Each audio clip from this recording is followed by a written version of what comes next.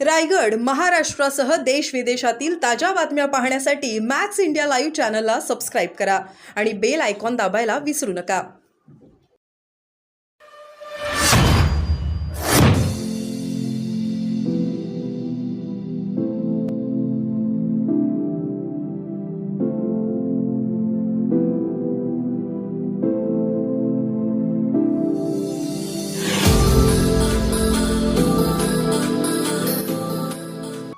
भाऊ, सरकारने बजेट घोषित केलंय आणि सरकारने बजेट घोषित केलंय आणि या बजेटमध्ये मोठ्या प्रमाणात योजनेचा पाऊस पडलाय.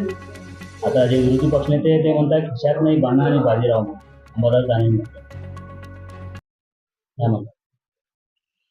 बजेटच्या सभागृहात मी देखील उपस्थित होतो. महाराष्ट्राच्या इतिहासात पहिल्यांदा लेख म्हणजे लाडकी बहिणा, लेख लाडकी, लाडका भाऊ, शेतकऱ्यांकरता सोयाबीन कापसाला अनुदान, हे अशा प्रकारचं शेतकऱ्यांना पगार, अशा प्रकारचं चित्र आपण आजपर्यंत कधी पाहिलं नाही.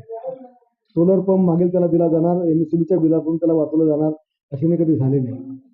अंबादास दानवे असो का आणखी कोणी असो, ज्यांना या सरकारचं काम समजलं नाही किंवा ज्यांच्या सरकारबद्दल जळफळाट आहे, आमच्या सरकारने किंवा आमच्या मुख्यमंत्र्यांनी, दोन्ही उपमुख्यमंत्र्यांनी आमचं हे काम करून यापूर्वी दाखवलेलं आहे.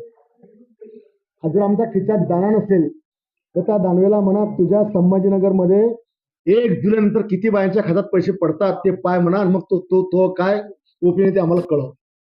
पैसे पडल्यानंतर जे आता शेतकऱ्याला मदत जाहीर झाली, ही तातडीनं आता मदत शेतकऱ्यांना मदत द्यायला सुरुवात झाली. या संदर्भात पैसे शेतकऱ्यांना पडून राहिलेले, मागचं पगार लोकांना पडून राहिलेला आहे. हे सगळं असताना ह्या लोकांच्या चोरांच्या उलट्या बोंबा आहेत. यांना माहिती आहे आता घे इतकं मोठं चांगलं बजेट झालं, यांचं दुकान लंब लागणार आहे. खरं तर भाजप आणि शिवसेनेच्या मिसअंडरस्टँडिंगमुळे यांचे 14-15 खासदार आले.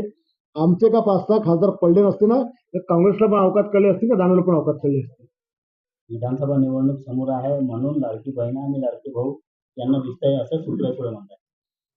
सुप्रिया सुळे ताई त्या अब्जोपती आहेत, करोडपती आहेत. त्यांना लाडक्या बहिणीची मदत काय करणार आहे.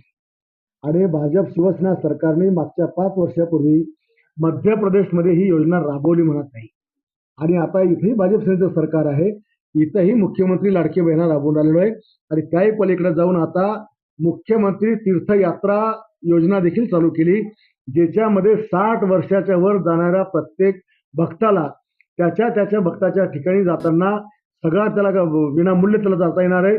त्याच्या जेवणाची व्यवस्था होणार आहे, त्याच्या नाश्त्याची व्यवस्था होणार आहे.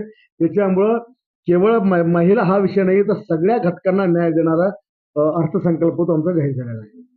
काँग्रेस पक्षामध्ये मुख्यमंत्रीच्या चेहऱ्याच्या वादन सुरू असताना आता महायुतीमध्येही सुरू झालेले आपण बघितलं की राष्ट्रवादीने आता अजित पवार हेच मुख्यमंत्र्यांचे दावेदार आहे असं दावा केला आहे. अजित पवार साहेब मुख्यमंत्र्यांच्या दावेदार असतील हा त्यांच्या पक्षातला विषय आहे, पण आजच्या तारखेला येणाऱ्या निवडणुका ह्या एकनाथ शिंदे साहेबांचा चेहरा समोर करूनच लढवल्या जाणार आहे, हे आम्ही ठामपणे सांगतो. भाजपा, शिवसेना आणि अजितदादांचा पक्ष आणि जे मित्रपक्ष असतील, हे सगळे जण येणाऱ्या महाराष्ट्राच्या निवडणुका, आणि हे मी नाही सांगितलेलं, हे यापूर्वी अमित शहानी सांगितलं, यापूर्वी केंद्रीय नेतृत्वाने सांगितलेलं आहे, यापूर्वी देवेंद्रजींनी सांगितलेलं आहे. त्याच्यामुळे पुढचा चेहरा हा आमचा एकनाथ शिंदे साहेबच आहे.